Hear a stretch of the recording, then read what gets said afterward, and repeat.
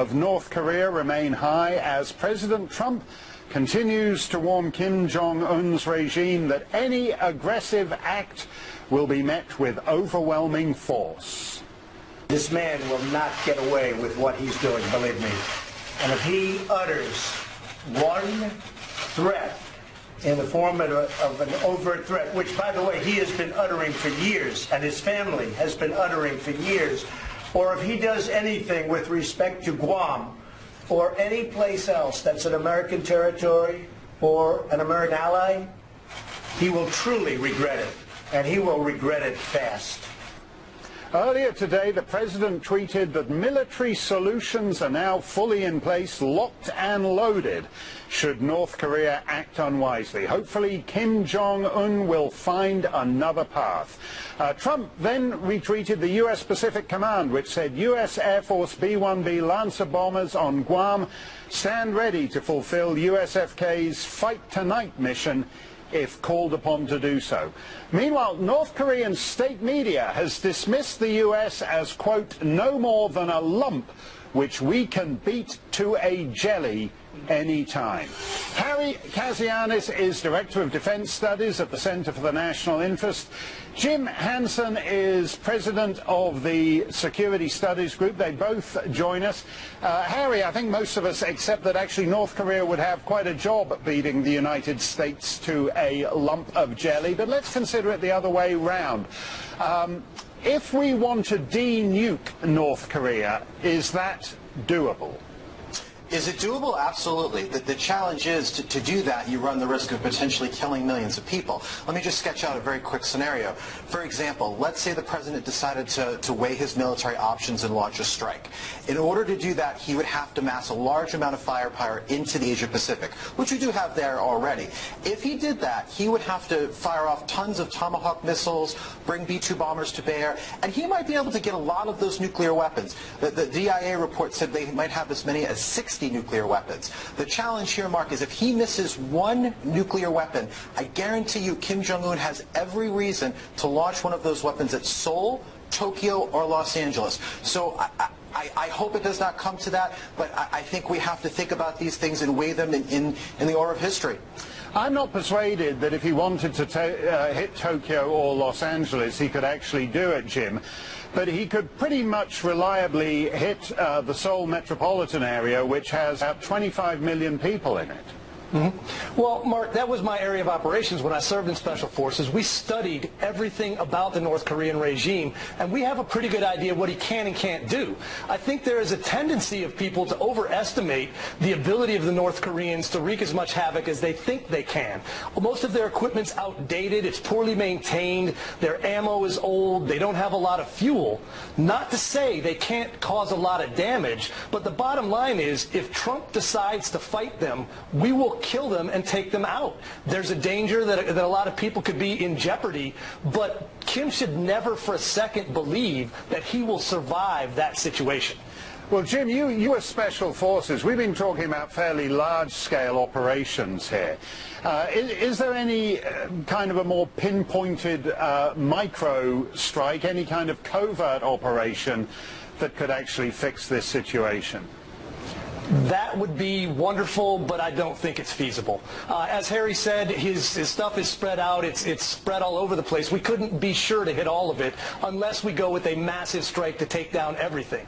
But I think the best case scenario is for President Trump to convince Kim Jong-un that he will take him out if he doesn't denuclearize. You know, we don't want to do that. That's the last thing we want to happen. And the best way to make sure is for Kim to believe that he'll be buried under tons of smoldering rubble if he does not stop his current actions. But that's the point, isn't it, Harry? Just to reiterate what Jim said, that there's no micro measures. In other words, it's big smoldering rubble. It's Korean War II or nothing, or a diplomatic solution, or containment. Where do you come down on that scenario, on those options? Well, Mark, I think the thing is what I would argue, I think where the president's going to go is he's going to have a call tonight with President Xi Jinping. And I think that's going to be an extremely tough conversation with the Chinese president. I think what President Trump needs to do, he needs to get on the phone with President Xi and say, look, there's 8 United Nations Security Council resolutions. You have not enforced one of those. You need to enforce those resolutions, because if they don't, where this goes next, Mark, is the North Koreans will have the resources to develop a hydrogen bomb or a 3-stage ICBM that could guaranteed hit all of the United States. So I think if we work to aggressively contain the North Koreans, it's not a solution, but there's no silver bullet to this problem. But we can't actually unwind the clock here, Jim. We have to accept that to one degree or another, North Korea is now the newest member of the nuclear club. I don't think we have to. I think President Trump has made it clear his policy is that they have to denuclearize. And he's got one advantage in trying to make that happen. He's got a proven track record of taking action.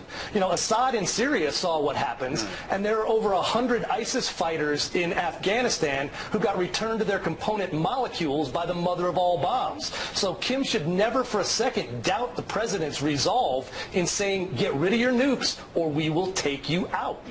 When you look at the domestic reaction here, though, Harry, if there were to be something like the mother of all bombs, that kind of strike on North Korea, and he were to respond, even if he responds entirely ineptly, he can kill thousands of South Korean civilians.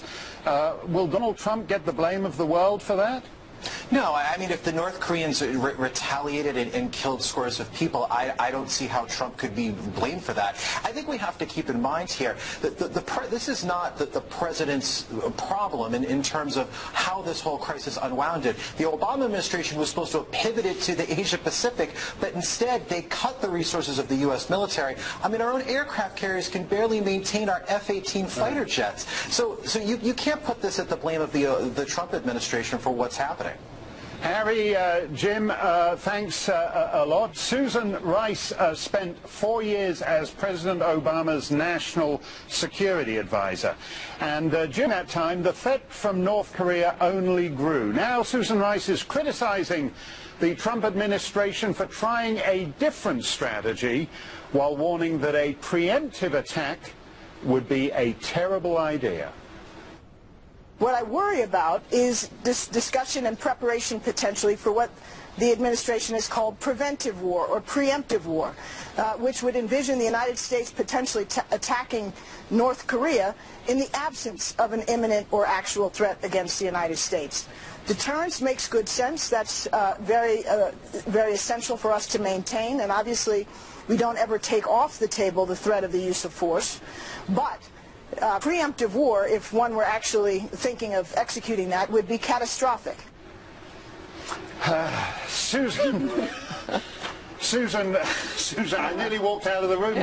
Susan, the great Tabby Bruce is with us. I've got to say this, Tabby. You know, Susan Rice is, and people like her, are the reason we're at this point. For 24 years, the Susan Rices of this world have told us there's nothing to worry about, there's nothing to worry about, there's nothing to worry about, there's nothing to worry about. Now suddenly she says, oh, it's a nuclear North Korea, we got to live with it, get over it. Yeah, this is like the arsonist telling you to not put out the fire because it'll be too dangerous. Right. Look, everybody knows Susan Rice, of course, had a history of really being a pawn, if you will, of saying things that are not true about international affairs, certainly with Benghazi. Right. And this is why President Trump is the president. Right. We get it. It's astounding to me, though, that they still are present, speaking as though they've been dropped in from Mars and had nothing to do with the last 8 years. Right.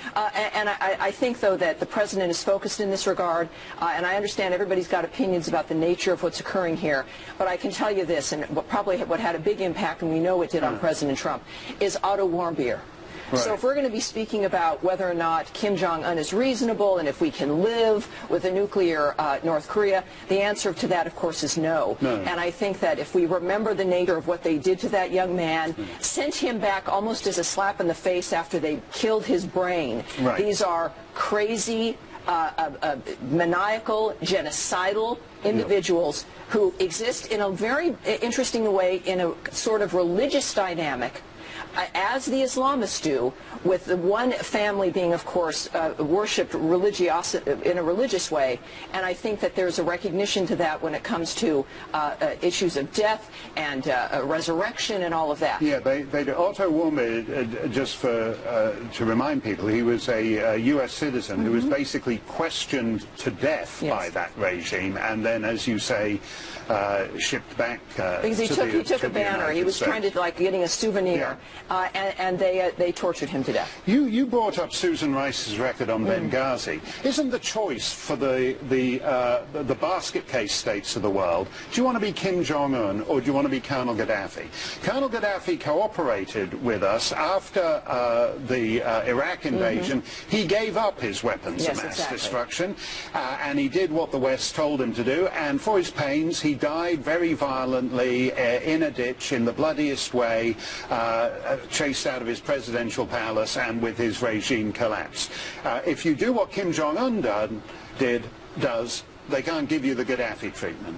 Well, look, I think, though, that we do have the precedent has been set that whether you, and we learned when it came to Gaddafi that there was actually a nuclear program and all kinds of things we didn't know, and of course because we're all being lied to. Right. The UN has been ineffectual.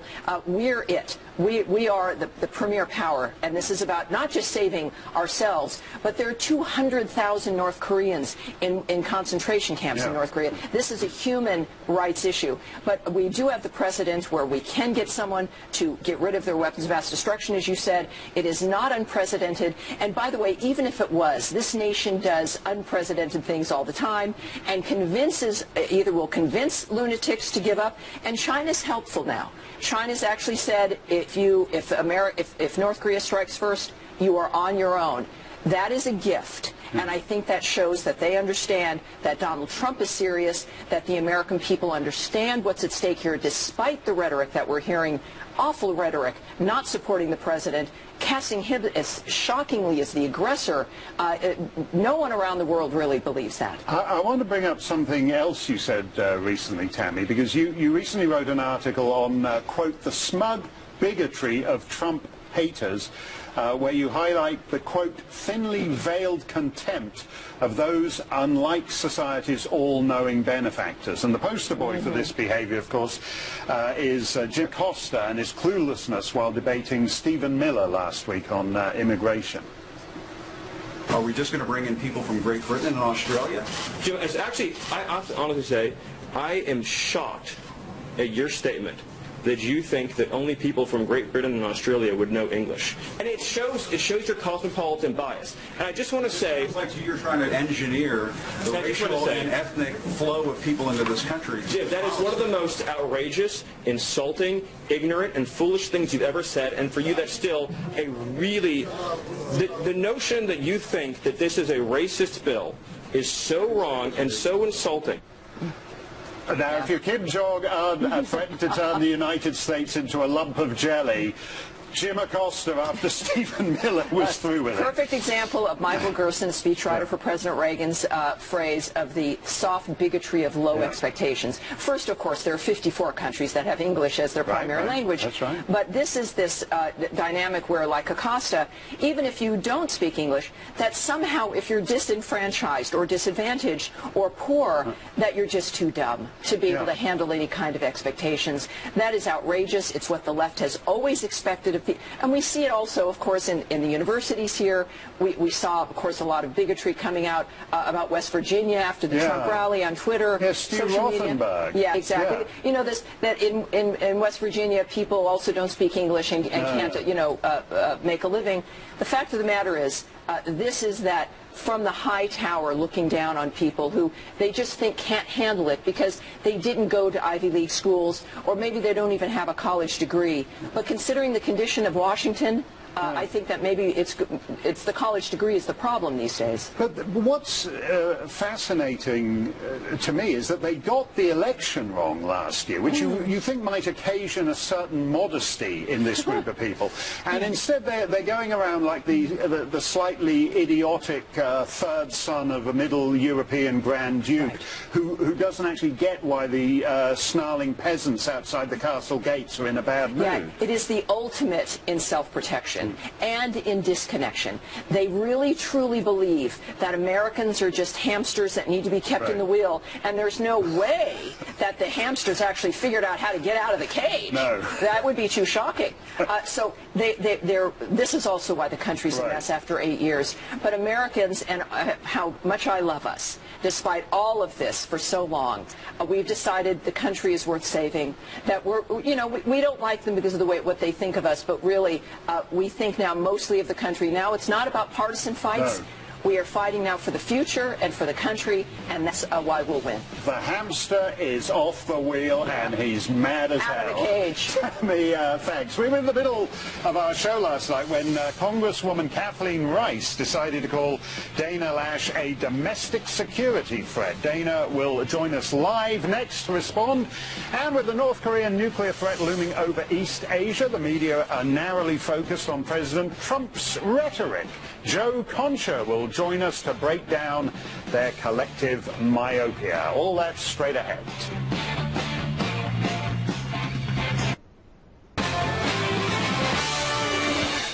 Last night, in the middle of our show, Congresswoman Kathleen Rice lashed out at our guest Dana Lash on Twitter, tweeting, "I'm just going to say it. NRA and Dana Lash are quickly becoming domestic security threats under President Trump. We can't ignore that." And we, of course, can't ignore unhinged rhetoric from a member of Congress. So Dana Lash is back with us.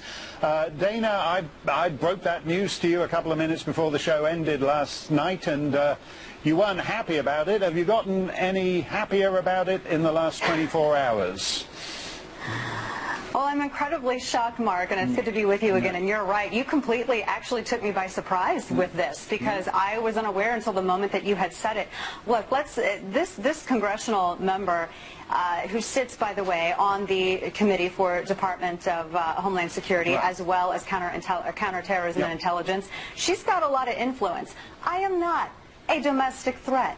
I mean, for crying out loud, I'm a mom, Mark. I'm a mom. I go to Walmart and I take my kids to Chick-fil-A, and I and millions of other men and women across the country, we belong to a group of like-minded individuals that support and advocate for the Second Amendment. That's who we are. And we believe in that right. We believe in the rights that our men and women in uniform fight for every single day. By the way, Mark, a lot of those men and women in uniform are members of the NRA. Right. And we also believe with the Second Amendment, Mark, we support the First Amendment. I love a free press, but I also believe, Mark, in the free people's right to fact-check that free press. And for this, Democratic congressional member here, Kathleen Rice, thinks that we are domestic threats. It's not a small thing. It's one thing, you got into a spat today with the actress Patricia Arquette, and it's one thing for some Hollywood minor celebrity to be lobbing rhetorical bombs at you, but it's not a small thing when a legislator on powerful and influential security and counterintelligence committees, and not just a legislator, but a former district attorney who, as an officer of the court, should know better, in effect labels you an enemy of the state. Why is she doubling down on this and actually insisting that she has the right to label you an enemy of the state? That's the million-dollar question, Mark. Perhaps she's thinking about running for higher office. And I do fear as to what this may mean. We've reached out and we have asked her office, is she going to send special police to arrest us? I mean, what does this mean? Am I going to be placed on a no-fly list? Because, as I've discussed often, we don't really know, in fact, the process through which someone is placed on a no-fly list, but we do know that there's no legal recourse to get off of it. Yeah. But if I'm a domestic threat, that's a lot. And, Mark, this is a congresswoman who in her area, MS-13 is killing black and Hispanic men, and yet she has harsher words for me and for NRA members than she does MS-13. That says something. No, and actually that's a very interesting point, Dana, because the great question, in a way, since 9/11 has been, who do these people consider domestic threats. If you take, for example, the Taliban supporting dad of the guy who shot up that gay nightclub in Orlando, the Taliban supporting dad during the election campaign was photographed standing right behind Hillary Clinton. So they don't consider Taliban supporters enemies of the state. You, in that sense, occupy a unique category in the fevered nightmares of the Democrat Party. Well, apparently, I didn't call for jihad. I didn't burn down my college campus, Mark. I haven't destroyed any private property in protesting the inauguration of President Trump. All of that is okay. But when you promise to fact-check the media in the United States of America, a sitting Democrat congressional member will actually label you a domestic threat. And I just find that I've just never seen anything like this before. How free are people, Mark, if you're not free to criticize and fact-check your press? So Mark, I have only one question for Congresswoman Rice. Is she going to come and arrest me? I'm in Dallas. If you find me that threatening, Congresswoman, come and arrest me. Yeah, that's it. Come and get her, Congressman Rice. Put your money where your mouth is, or do the decent thing and recognize that a legislator should not be labeling free citizens needs to resign. Domestic enemies. Thank you, Dana. Guam, Hawaii, and maybe even the West Coast are being imperiled by North Korean atomic weapons, but the media's greatest focus is on the specifics of President Trump's rhetoric. Joe Concha will be here to explain why. That's next on Tucker Carlson Tonight. Me and their ridiculous leader, but thanks to the power of nuclear fission, the country is also a real threat, and addressing that threat is a real policy concern. But don't tell the media, which have spent the better part of a week obsessed with the minutiae of President Trump's rhetoric. Two borderline irrational leaders, Kim Jong-un and President Trump. These are two gentlemen who are not afraid of a fight. Donald Trump has no idea what he's doing. Let's not even pretend that he does. As far as I'm concerned, it's like he's playing Battleship in between golf games. Let me just ask you about the character of a president who would threaten fire and fury without having enough respect for his military leadership, for his national security advisor. President Trump sounds more like a North Korean leader, unfortunately, than an American leader. Well, late today, Trump dismissed the critics who've called his threats reckless. You know, my critics are only saying that because it's me.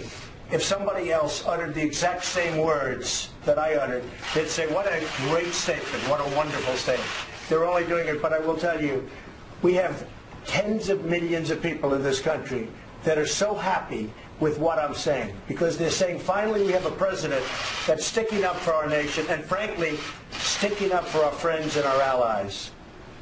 Joe Concha covers media for The Hill. Joe, there is something slightly deranged about this, in that we have a specific threat to attack U.S. sovereign territory, and everybody's saying, oh, Trump is out of control, he's gone too far. You say it's deranged. I say the implication is intentional.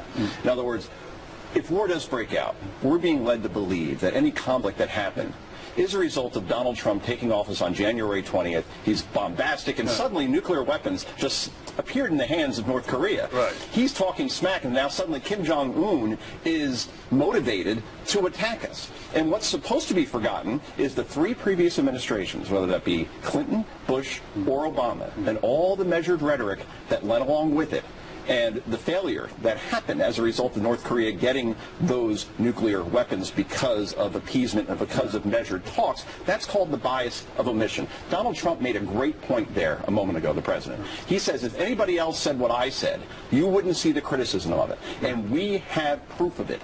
Secretary of Defense Mattis said one day after Trump said his fire and fury comments that it would be the end of Kim Jong-un and the destruction of his people. Right. And it's funny, I don't hear Mattis being criticized in any fashion for saying essentially the same exact thing. Yeah, there's two things here. There is the Trumpian element. There's also historical precedent for people who warn you about the real dangers of dictators while everybody else is just doing the bland diplomatic speak. That was true in the 1930s. I mean, Churchill got as bad a press as Trump in some ways during the 19. No Twitter then, thank you. During the 19. Yeah, he didn't have that problem.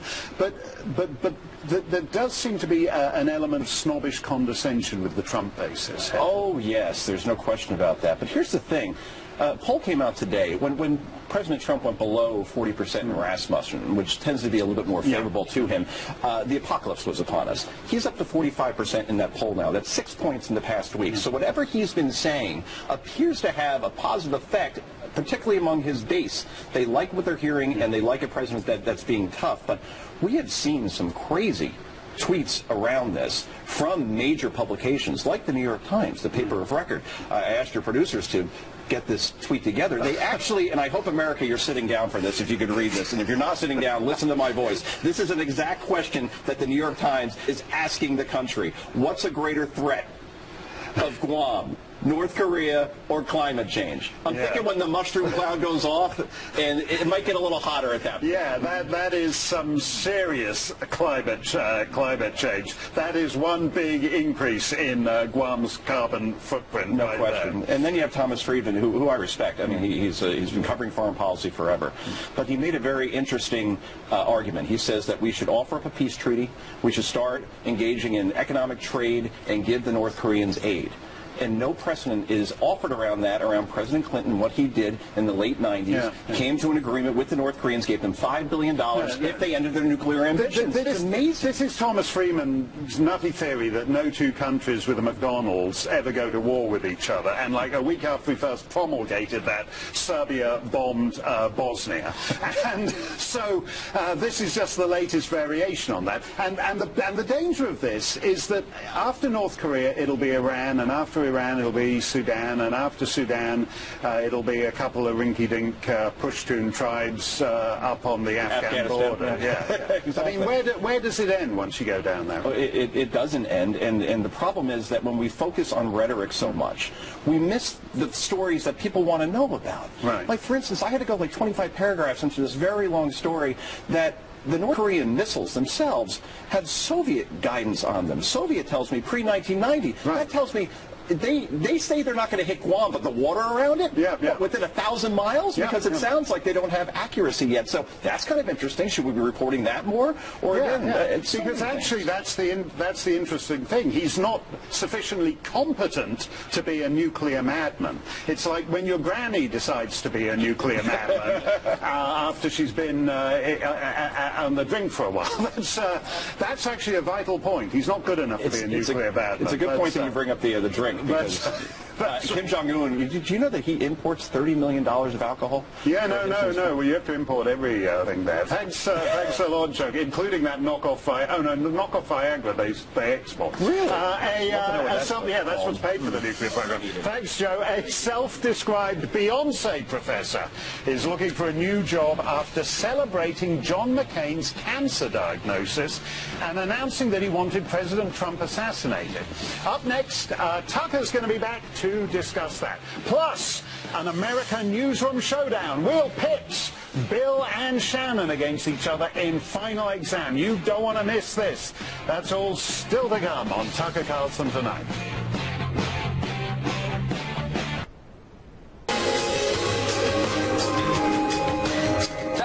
Craziness. It's summer vacation, but the professors are still on the job, some of them, and some of them are still bonkers. At Montclair State University, a professor has just been fired after saying he wants both President Trump and Senator John McCain to die. Meanwhile, at Trinity College in Hartford, Connecticut, the school is losing both students and money thanks to a faculty member who said that white people should die. Cabot Phillips is media director at campusreform.org, and he joins us tonight.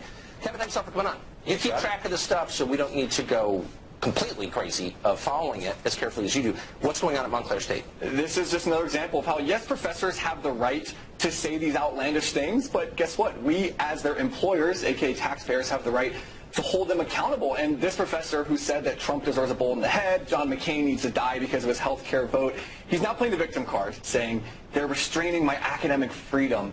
not realizing academic freedom is not some blanket thing that protects you from your employer holding you accountable for your phrases and things that you're saying on social media.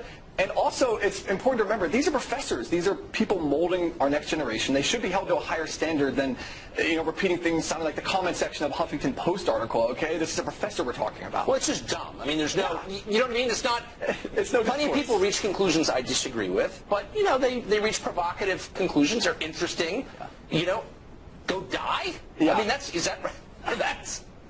an academic debate now? That's what we see. It's a result of the discourse pushed by the left. When you label an entire segment of society you disagree with Nazis and fascists, it becomes socially acceptable and almost morally reprehensible to not say these violent things against them. And so are we really surprised to see this kind of rhetoric? And this professor being fired, it's not like we're losing some literary scholar, some historical, heavyweight. This was a guy who was there to teach a course on the life of Beyonce. Okay, I love Beyonce as much as the next person, but we shouldn't be using taxpayer money to have a professor teaching a course on Beyonce. So he's a moron teaching a frivolous non-subject, and now he'll probably wind up at Princeton because he's now a celebrity. Trinity College, Hartford, Connecticut. I went there. A couple months ago, they had a professor called Johnny Eric Williams post a Facebook rant by somebody else saying that you should let white people die if you ever see them in trouble, and he put a hashtag at the bottom, let them effing die. He was not fired. The school has defended him. The president of the college, Joanne Berger Sweeney, has basically described him as a victim of the right wing. What's happened since? Since then, the school has come out and admitted that they've had over $250,000 of funding from donors pulled from the university. And they've had numerous students say, I'm not going to attend the school because of the way you handle the situation. And what it is, it's market forces at work, where as a light is, being shined on these kinds of things. Parents are saying, I'm not sending my kid to that university. We cover the same thing, Leadership Institute's campus reform, how Missouri, ever since that free speech debacle, they have empty buildings full of empty dorm rooms because students just aren't attending. But what's so interesting in this specific case, so here you have a professor with tenure who's an open racist endorsing violence. These schools are famous for being worried about the safety of their students. Has Trinity College, to your knowledge, begun an investigation to determine what this guy was like in class? If he was going to write this in a public forum online, how did he treat his students?